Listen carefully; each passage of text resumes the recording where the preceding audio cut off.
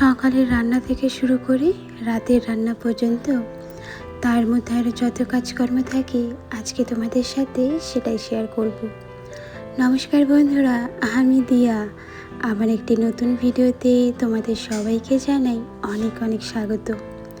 কেমন আছো সবাই কমেন্টে জানাতে একদমই ভুলো না। আজকে কিন্তু বুধবার, ঘড়িতে এখন সকাল ওই 9টার কাছাকাছি বাজে। ভিডিওটা অনেকটাই দেরিতে শুরু করলাম। আসলে সকালে রুটি বানিয়েছিলাম, সেগুলো শেষ হয়ে গেছে। তো পরে ভাবলাম পেঁয়াজ আর কাঁচা লঙ্কা কেটে একটু গোলা রুটি বানিয়ে নিই। গোলা রুটি বানাতে সময় লাগে না, তবে সময় লাগে ঠিকঠাক করে ভাজা করতে। তো এই গোলা রুটি কিন্তু দুটো ভাজা হয়ে গেছে, সেটা আমি প্লাস্টিকের মধ্যে ভরে নেব। চলো, তোমরা যে আমার আগের ভিডিওতে মিষ্টি মিষ্টি কমেন্ট করেছিলে, আজকে প্রথমেই কমেন্টগুলো পড়ে নিই। তিলক হালদার বলেছ তোমার শিলিগুড়িতে বাড়ি কোথায়? দেখো, এটা তো সোশ্যাল মিডিয়া, এখানে বলা যায় না কোথায় বাড়ি। আমার বাড়ি শিলিগুড়িতেই, ব্যাস এতটাই। সুদীপ্তা দিদি ভাই একটা কিন্তু নতুন থাম্বনেল দিয়েছো, দেখে না বেশ ভালো লাগছে। আর এটা কি তোমারই ছবি? মনে তো হচ্ছে তাই। আর ভীষণ মিষ্টি লাগছে গো, খুব সুন্দর ভিডিও, খুব ভালো লাগলো আজকের ভিডিওটা। কি করতে হবে মনিটাইজ করতে হলে? ওয়াচ টাইম পূরণ করতে হবে, সেটাই তো হচ্ছে না। আসলে ভিডিওগুলো যদি মানুষের মনের মতো না হয় তাহলে কেন দেখবে বলো তো? আমি এটা বলছি না যে তোমার ভিডিওগুলো খারাপ, আমি এটা বলছি অন্যের ভিডিও যে আরও ভালো, আমাদের ভিডিওর থেকে অনেক ভালো। তাদের কাছে দেখানোর মতন অনেক ফার্নিচার আছে, অনেক জিনিস আছে, তারা গুছিয়ে কথা বলতে পারে। তাদের ভিডিওতে একটা অন্যরকম ব্যাপার আছে, আমরা যেগুলো আনতে পারি না। এই জন্যই তো আমাদের ভিডিওতে অনেক কম ভিউ হয়। আমি দেখেছি জানো, অনেকে অনেক কষ্ট করেই ভিডিও বানায়, তবে সেই ভিডিওগুলো দেখতে চায় না। ওই যে ঘরগুলো সাজানো নেই বা ভালো ফার্নিচার নেই। আবার অনেকের ভিডিও দেখেছি জাস্ট নর্মাল, তবে কি বলো তো, ভিডিওর বিষয় হলো সব কিছু সাজানো গোছানো, ওটাতে আমাদের নেই। আসল কথা হলো ভালো ভিডিও বানানো আর মানুষের মন জয় করা। এর জন্য স্পেশাল কোনো কিছুরই দরকার হয় না, মানুষ তোমাকে এমনিই ভালোবাসবে। মনিকা মণ্ডল দিদিভাই বলেছ আমার পরিবারে এসো দিদিভাই, অবশ্যই দিদিভাই, সময় করে অবশ্যই যাব। শিবরাজ বেঙ্গলি ব্লগ চ্যানেল থেকে বলেছ খুব মিষ্টি একটা ভিডিও। ধন্যবাদ দিদিভাই, তুমিও তো ভীষণ মিষ্টি। রাজশ্রী দিদিভাই বলেছ চচ্চড়িটা দেখতে দারুণ হয়েছিল, খুব ভালো লাগলো। ধন্যবাদ দিদিভাই, তোমার কমেন্ট তো এখন অনেক দিন পর পাচ্ছি গো। রামেশা তাসনিম বলেছ তোমাকে অসংখ্য ধন্যবাদ আপু আমার প্রশ্নের রিপ্লাই দেওয়ার জন্য। ধন্যবাদ বলার কিছুই নেই, আমি তো সবসময় চাই তোমরা আমাকে যেই প্রশ্নগুলো করবে আমি সবগুলোর যাতে উত্তর দিতে পারি। মা ছেলের স্বপ্ন চ্যানেল থেকে বলেছ খুব ভালো লাগলো পুরো ভিডিও। ধন্যবাদ দিদিভাই।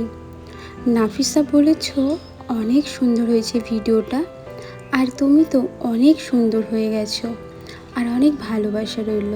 ধন্যবাদ গো। আচ্ছা, তোমাকে দিদি বলবো না বোন বলবো নাফিসা?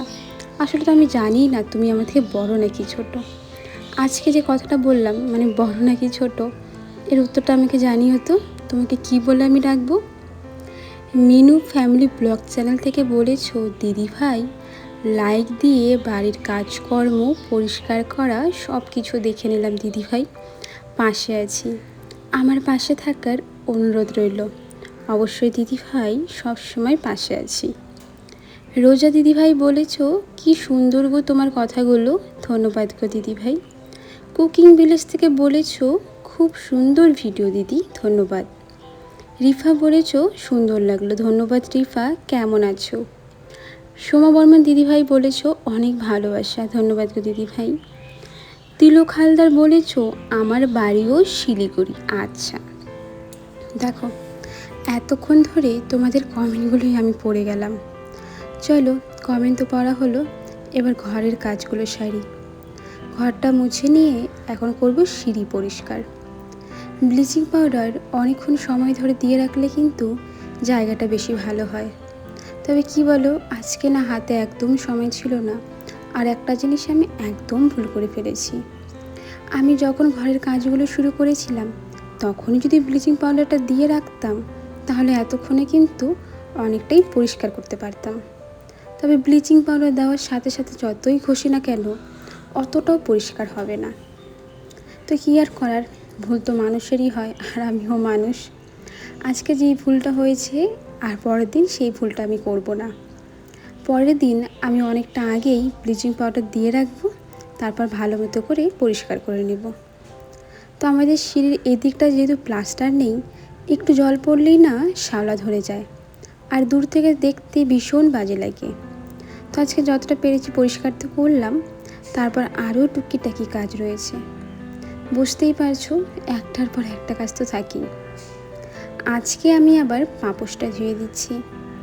আর পাপোশ না আমি হাত দিয়ে পরিষ্কার করতে পারি না। আসলে পাপোশটা তো আমি কী বলে ওটা শাড়ি দিয়ে বানিয়েছিলাম, সেই জন্যই আর কি অনেক শক্ত। হাত দিয়ে পরিষ্কার করতে গেলে তেমন একটা পরিষ্কার হয় না। ওই যে আমার হাতে ব্যাটটা দেখলে না, ওই ব্যাটটা দিয়ে পরিষ্কার করি। আমার শাশুড়ি মা এই ব্যাটটা বানিয়ে দিয়েছিল, এটা দিয়ে যাতে আমি সব কিছু ধুয়ে দিতে পারি। আর খালি আমার একটা বাসি কাপড়ই ছিল, যেটা সকালে ধুয়ে দেবো ভেবেছিলাম, তবে ধোয়ার সময় হয়নি, সেটাই এখন ধুয়ে নিলাম। ব্যাস, এত টুকিটাকি কাজ ছিল। তারপরে কিন্তু এই সবগুলো কাপড় মেলে দেওয়ার পর আমি কিন্তু একবার উঠানটাও ঝাড়ু দিয়ে নেব। আসলে দুপুরের দিকে না অনেক জোরে জোরে হাওয়া দিচ্ছিল, সেই জন্য উঠানের মধ্যে অনেকটাই পাতা হয়েছিল। উঠানটা পরিষ্কার করে আমি চলে যাব দুপুরে স্নানটা সারতে।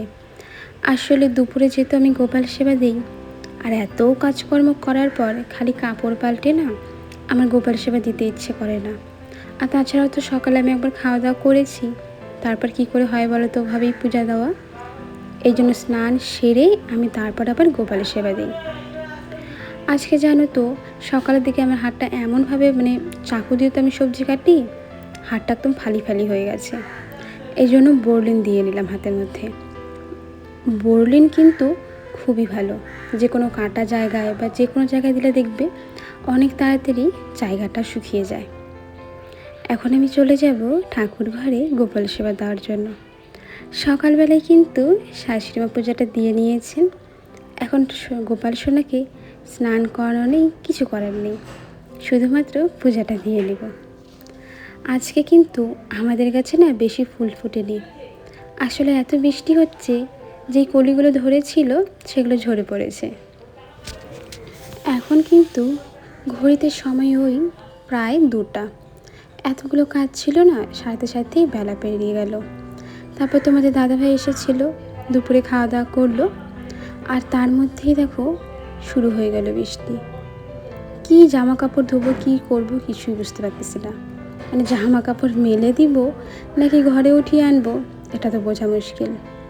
এই রৌদ্র তো এই বৃষ্টি, এই বৃষ্টির মধ্যেই কিন্তু ওভাবে রেনকোট পরে তোমাদের দাদাভাই বেরিয়ে গেল কাজের জন্য।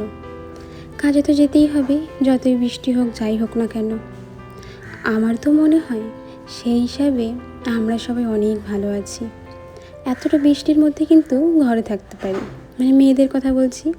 তবে ছেলেদের তো কাজে বেরিয়ে যেতে হয়, যতই বৃষ্টি হোক না কেন।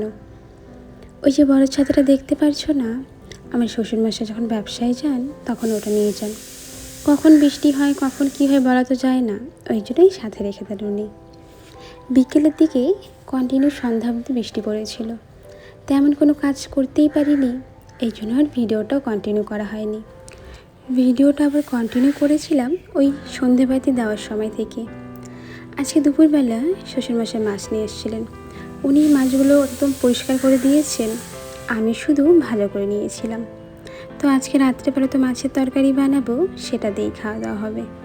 তো রাত্রেবেলা সবাই আসার পর আর ভিডিওটাও কন্টিনিউ করা হলো না। ভিডিওটা তাহলে এখানেই শেষ করি। রান্নাবাড়ি করব, খাওয়া দাওয়া করব। সবাই ভালো থেকো, সুস্থ থেকো। তোমাদের সাথে দেখা হবে নতুন ভিডিওতে। আজ তাহলে আসি। আর হ্যাঁ, আমাকে কিন্তু একদমই ভুলে যেও না। সবাইকে টাটা।